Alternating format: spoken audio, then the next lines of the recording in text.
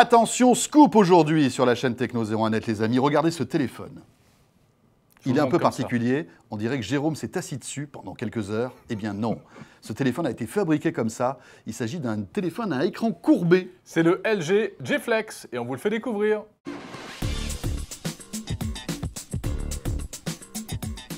Voilà, tout premier smartphone incurvé dans le sens de la longueur. Alors rappelez-vous, il y a quelques semaines, Samsung a dévoilé lui aussi un smartphone incurvé, mais Samsung, ils ont fait les choses différemment, c'était incurvé verticalement, c'est le Galaxy Round. C'est un peu la mode en Corée, j'ai l'impression, les téléphones avec les écrans courbés. Bon, voilà. Bon, bah écoutez, voilà. Après Samsung, c'est LG, et c'est une avant-première sur la chaîne Techno 01net. Vous êtes les seuls aujourd'hui à pouvoir découvrir ce téléphone qui a vidéo exclusive. Voilà, qui a des spécificités techniques très intéressantes. Alors, il ressemble beaucoup en fait au LG G2 qu'on vous avait présenté il y a quelques semaines de cela, dont le test est disponible sur la chaîne Techno 01net. Bah, on a même un petit peu l'impression que c'est un G2 sur lequel on se serait assis en fait. C'est ça. Grosso modo. C'est un peu ça, un petit peu plus grand puisque en fait il a un écran 6 pouces, alors que le G2 est un petit peu plus petit. Un écran OLED HD, 1280 par 720 pour la définition. Voilà, processeur Snapdragon 800 à 2,26 GHz, caméra 13 mégapixels ici, et puis 2,1 mégapixels en façade.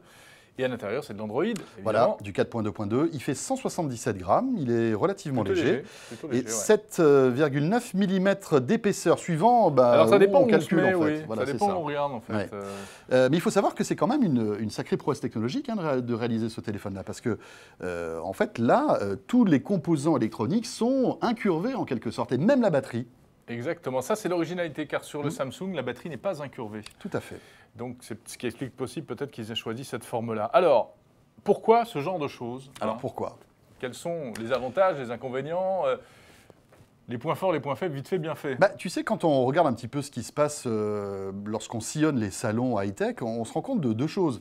Un, les écrans de télé commencent à être incurvés aussi. Ouais, ils sont comme ça. Ils sont comme ça, alors un petit peu plus grands, mais et d'ailleurs, c'est chez LG et Samsung, on commence à avoir des écrans OLED notamment, qui sont incurvés.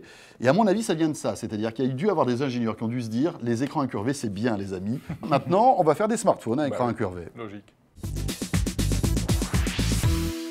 Alors pourquoi un smartphone incurvé? Quelle est cette drôle d'idée? Comment ça marche? Et à quoi ça sert? C'est vrai que quand on l'a reçu, on s'est dit, bon, c'est vrai que c'est joli, c'est plutôt design. C'est distrayant quand on le met sur la table et qu'on voilà, le fait balancer. On s'amuse comme ça, c'est très amusant. Mais ça ne sert pas qu'à ça, parce que, en fait, quand on tient ce téléphone et que, par exemple, on regarde une vidéo, tu regardes une vidéo, par exemple une vidéo de la chaîne Techno, waouh! Alors est-ce que c'est vraiment plus immersif, comme on dit pour les téléviseurs? Tu sais, ça me fait penser un peu quand tu vas au cinéma et que tu te retrouves dans une très grande salle avec un écran incurvé. Tu as une impression d'immersion. Et là, alors dans une moindre mesure, bien sûr, puisque l'écran est plus petit, on a cette sensation d'être immergé dans l'image, en quelque sorte. Et c'est assez agréable. Toute proportion gardée. C'est ce que je disais, toute proportion gardée. Mais il y a un petit quelque chose. En tout cas, c'est original. On ne peut pas dire le contraire. C'est plutôt élégant.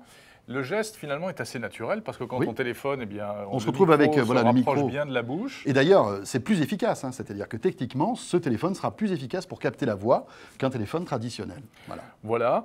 Alors, petit problème quand même pour le mettre dans une poche, parce que, évidemment, à moins d'avoir de jolies fesses rondes et de le mettre à l'arrière... écoute, si tu as des fesses rebondies, un peu comme les miennes, qui frôlent la perfection, par contre, si vous le mettez là devant, c'est un peu plus délicat. C'est pas très pratique. Voilà, c'est pas top. Tout à fait.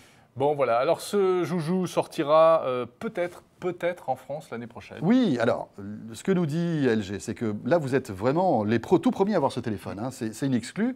Il sortira d'ici la fin de l'année en Corée. Et si tout va bien, il sera disponible en février en France.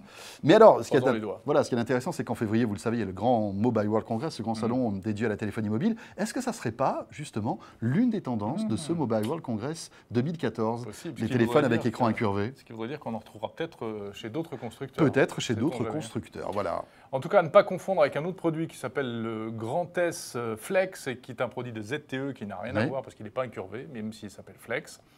Et puis, la suite, c'est qu'on attend des smartphones souples, réellement souple. Tout à fait, oui. Mais ça, en réalité, pour l'instant, les fabricants ne savent pas encore le faire, parce qu'ils savent faire des écrans souples, mais ils ne savent pas faire des cartes mères avec des composants souple. C'est-à-dire que l'électronique, au bout d'un moment, et voilà, on peut pas souffrirait la du tordre. fait de pouvoir tordre l'appareil.